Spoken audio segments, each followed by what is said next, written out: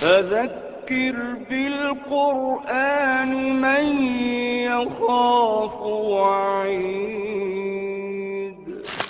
پس جو ہمارے عذاب کی وعید سے ڈرے اس کو قرآن سے نصیحت کرتے رہو۔ اللہ اللہ اللہ اللہ اللہ اللہ۔ اعوذ باللہ من الشیطان الرجیم، بسم اللہ الرحمن الرحیم۔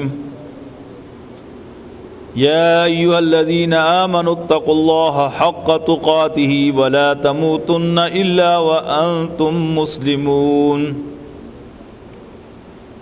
واعتصموا بحبل اللہ جميعا ولا تفرقوا، واذکروا نعمت اللہ علیکم اذ کنتم اعداء فألف بین قلوبکم فاصبحتم بنعمته اخوانا، وَكُنْتُمْ عَلَى شَفَا حُفْرَةٍ مِّنَ النَّارِ فَأَنْقَذَكُم مِّنْهَا كَذَلِكَ يُبَيِّنُ اللَّهُ لَكُمْ آيَاتِهِ لَعَلَّكُمْ تَهْتَدُونَ۔ وَلْتَكُن مِّنكُمْ أُمَّةٌ يَدْعُونَ إِلَى الْخَيْرِ وَيَأْمُرُونَ بِالْمَعْرُوفِ وَيَنْهَوْنَ عَنِ الْمُنكَرِ وَأُولَئِكَ هُمُ الْمُفْلِحُونَ۔ یا ایھا الذین آمنوا اتقوا اللہ حق تقاتہ ولا تموتن الا وانتم مسلمون۔ مومنو، اللہ سے ڈرو جیسا کہ اس سے ڈرنے کا حق ہے۔ ولا تموتن الا وانتم مسلمون، اور دیکھنا ہرگز نہ مرنا مگر اس حال میں کہ تم مسلمان ہو۔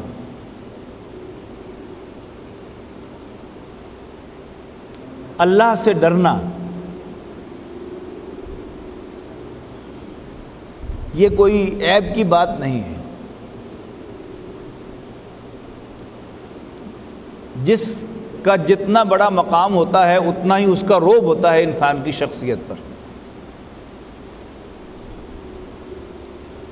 گھر کے اندر باپ کا اپنا رعب ہوتا ہے، ماں کا اپنا رعب ہوتا ہے، بڑے بھائی کا اپنا رعب ہوتا ہے، اکارڈنگ ٹو دا اسٹیٹس۔ اللہ جو تمام جہانوں کا رب ہے، بادشاہ ارض و سما ہے، واقعتاً اس کا خوف، اس کا رعب وہ انسان کی شخصیت پر ہونا چاہیے، اور یہی بندہ مومن کا سب سے بڑا ایسٹ۔ اگر انسان کے دل میں خوف خدا ہو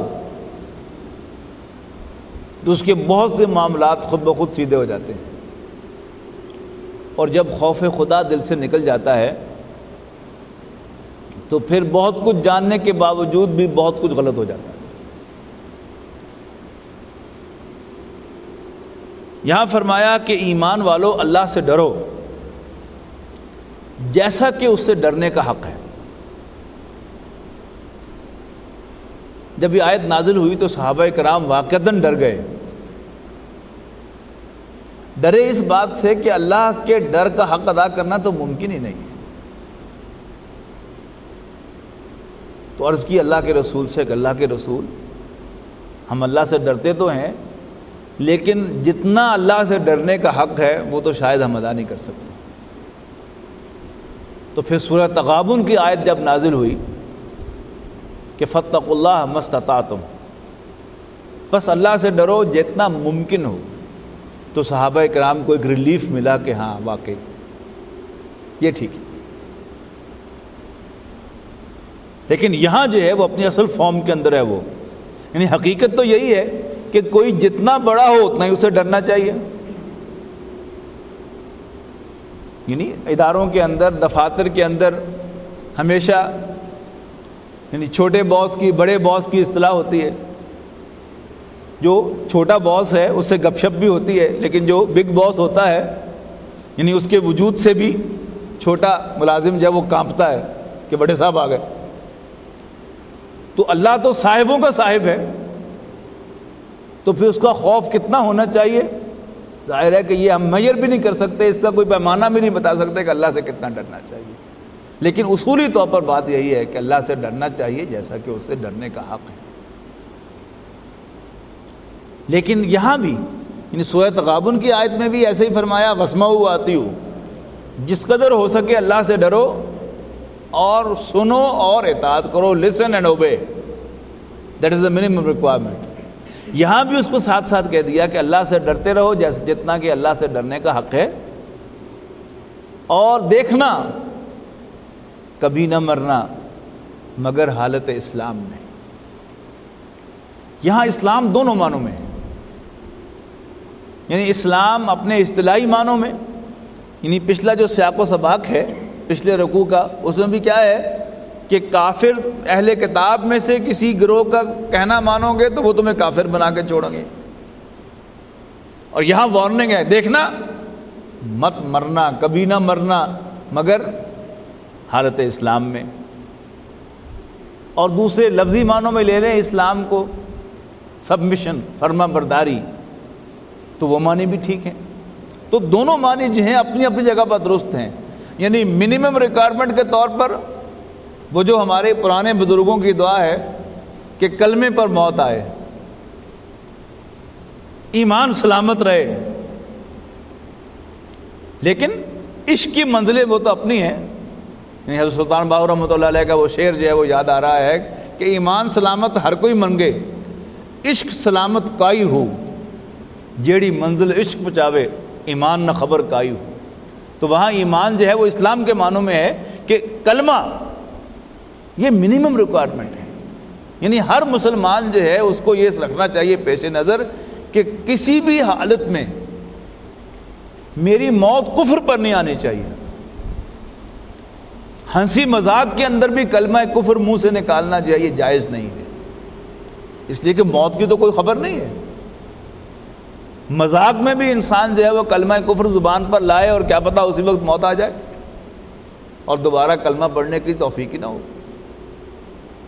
یا انسان کسی مصلحت کے لیے، اپنی جان بچانے کے لیے کلمہ کفر زبان پر لے آئے، اور آج یہ ایشو بہت سیریس ہے کہ جس طریقے سے آج دنیا جہان میں مسلمانوں کو ستایا جا رہا ہے،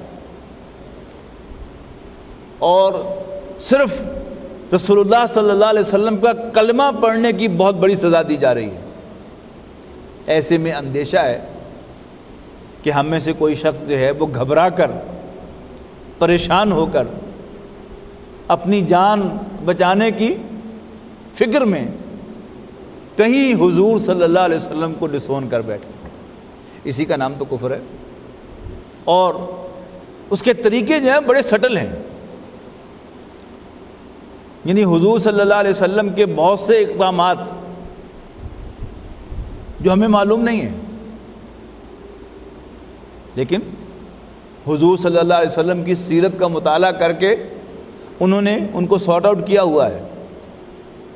اب ان کے سملر واقعات جو ہیں وہ کہیں نہ کہیں دکھاتے ہیں، ان پھر آپ سے تبصرہ لیتے ہیں کہ یہ کیسا کام ہے، تو آپ اپنے مزاج کے مطابق اس کو کنڈیم کرتے ہیں۔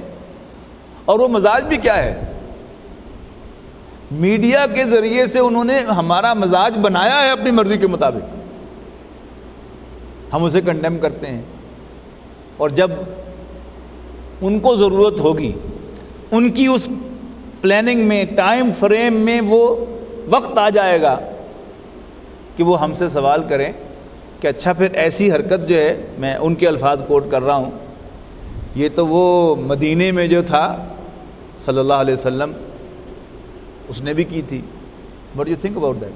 What's your comment? تو میں نے پہلے بھی کئی مرتبہ عرض کیا ہے کہ اس وقت ہمیں حضرت ابوبکر صدیق رضی اللہ تعالیٰ عنہ کی سنت پر عمل کرنا چاہیے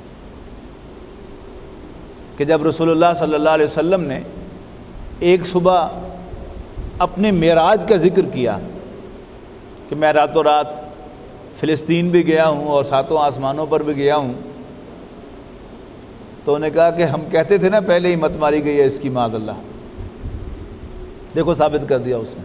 حضرت ابوبکر کے پاس گئے ابو بکر بھائی یہ بتاؤ کہ اگر کوئی شخص یہ کہے کہ میں راتوں رات فلسطین بھی گیا ہوں اور ساتوں آسمانوں پر بھی گیا ہوں اور واپس بھی آ گیا ہوں، از اٹ بلیویبل؟